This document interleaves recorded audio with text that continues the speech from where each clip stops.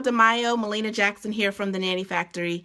It is so good to see you. How are you celebrating? A lot of times people are like, oh, Cinco de Mayo, that's, people celebrate it for all the wrong reasons. And so I make sure I put on our Facebook page, like, we're celebrating for all the right reasons. Like, it's a reason to celebrate. Pass the margarita, I'll take one any day. For me, Cinco de Mayo is about celebrating the culture, the Mexican culture. I love that, the Hispanic culture. I love the colors, I love the music, I love the food, I love the drinks. So why not, right? So happy Cinco de Mayo. If you're just joining me, I'm Melina Jackson, and I have a nanny agency called the Nanny Factory.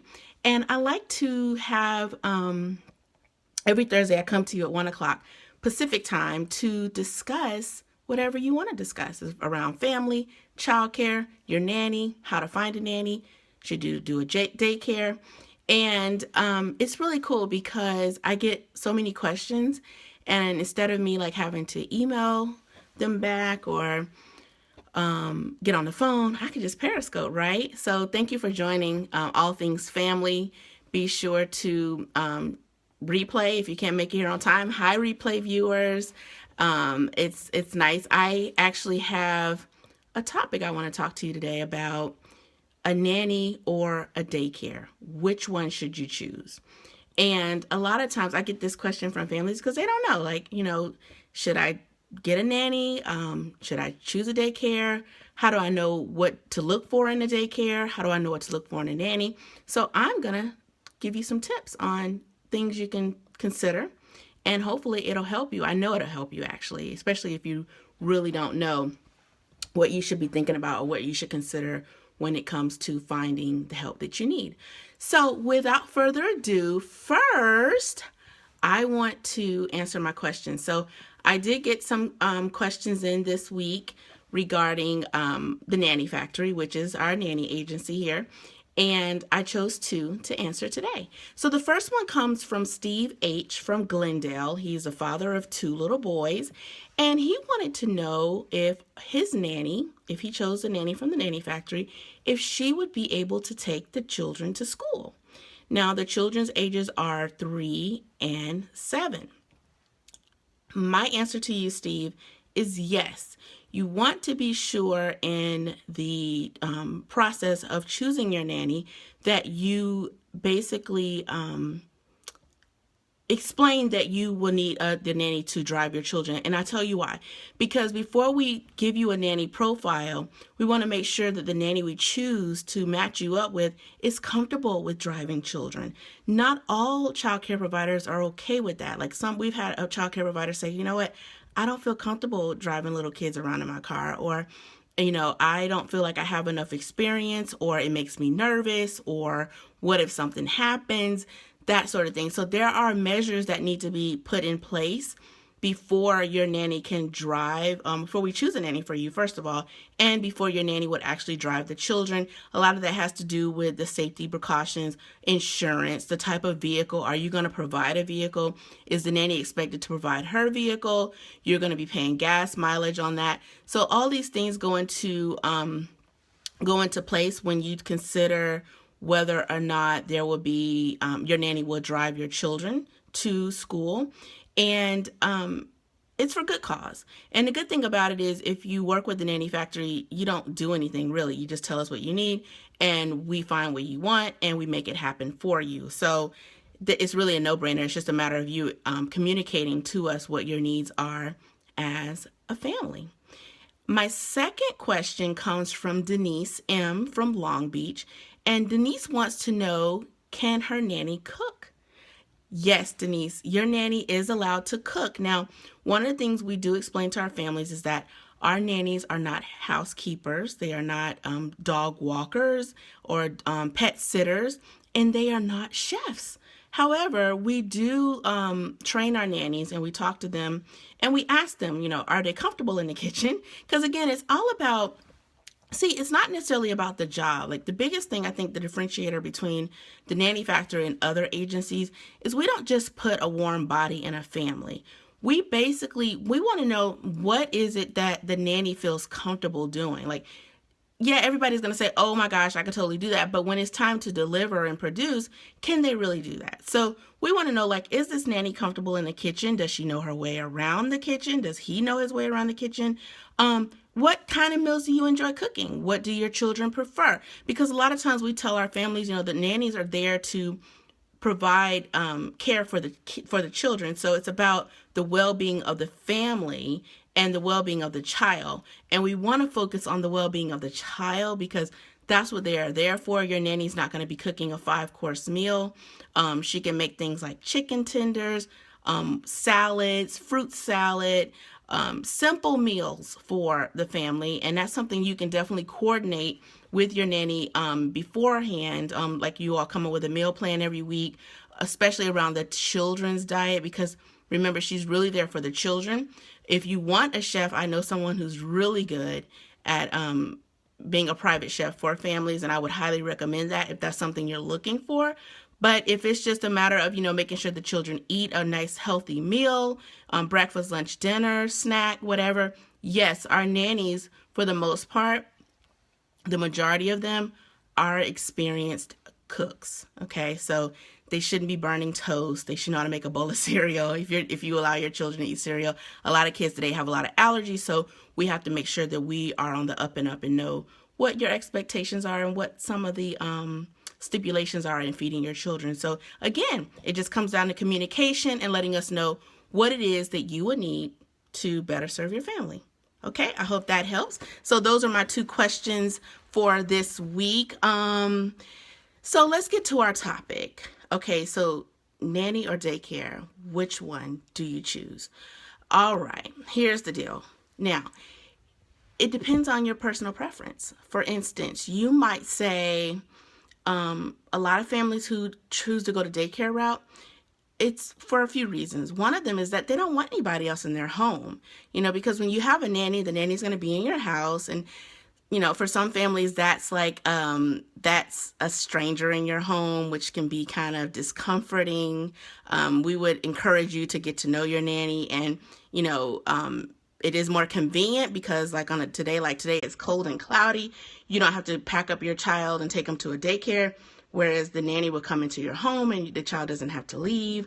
So I know a lot of families who choose to go to daycare route primarily choose that route because it's more convenient in the sense that they don't have to worry about the house is not cleaned or, someone has to come sit in my home and invade my space. So they rather drop their children off to a location. So that might be something you want to think about, which one outweighs the other. Do you want the convenience of having someone come to you? Or do you rather have your children go to daycare so you don't have to worry about someone being in your home? The second thing to consider is what kind of care do you need? Like, for instance, we're here in California, and a lot of times our families are, hi, Neil. I just noticed that. Oh, cool. Hi. A lot of our families are they're actually actors or they're, having auditions at 4 a.m. Of course, you can't take your kid to daycare at 4 a.m. So you got to consider what hours of care do you need? Another thing to think about is work. So if you're a nurse, you're going to be working like maybe the graveyard shift. You can't take your kid to daycare for that. So you just want to think about hearts. Oh my gosh, you are like making my day. Okay, I got to act like I'm used to this, right? So you want to think about what type of hours you have available or what hours you need to have covered in order to consider daycare or a nanny. So again, a nanny is convenient because you don't have to go anywhere. Your children don't have to go anywhere. You can have the nanny come to you. And a daycare is also convenient because you don't have to worry about how your house looks. You don't have to worry about having a stranger in your home. You can pretty much just get care when you need it and send the child to daycare. But the thing about daycare is you have to have certain hours. Most daycares are open from 6 a.m. until 6 p.m. So that means, sometimes if you're late, it's like $1 per minute when you run late. And of course, the Nanny Factory has late fees as well. Like if you're late when you said you were going to be home at a certain time and then it's gone on an hour. But we work with you. We haven't really had that problem because a lot of times your nannies are partners with you. So you guys communicate and you work it out to best suit your needs. So you just want to think about that. What I do particularly like about daycares though is that your children get the opportunity to they can be around other kids. Like, they have their own circle, and they can do crafts, and I mean, they're around other people, and a lot of times it's good for them because they get to socialize, and it builds their immune system. You know, an interesting story for me is that when I first started the Nanny Factory, you know, we would get the families with the new kids, and then the babies would grow up. And thank you. Thanks, Neil. Okay. Thank you. I got that. Nice job. Thank you, Neil. I appreciate that. The kids will grow up, and they're like 4 months, and then the mom will say, hey, you know, I was thinking maybe I can put the child into daycare part-time or whatever. And I was like, yeah, I think that's a great idea. I think that, you know, maybe you could do a little bit of both, because a lot of times full-time daycare is expensive. A lot of families complain about that, but so is nanny care. Nanny care can run you as well. But if you balance the two, like you give the child an opportunity to go to daycare, and then they can socialize and get to know other kids, get the runny noses, because that's good for them, whether you know it or not. That's actually building their immune system versus a child who's at home all the time, not around other children, and in a bubble, so to speak. So it gives them, you know, you go to preschool or daycare 2 days a week, and then you have a nanny the other days.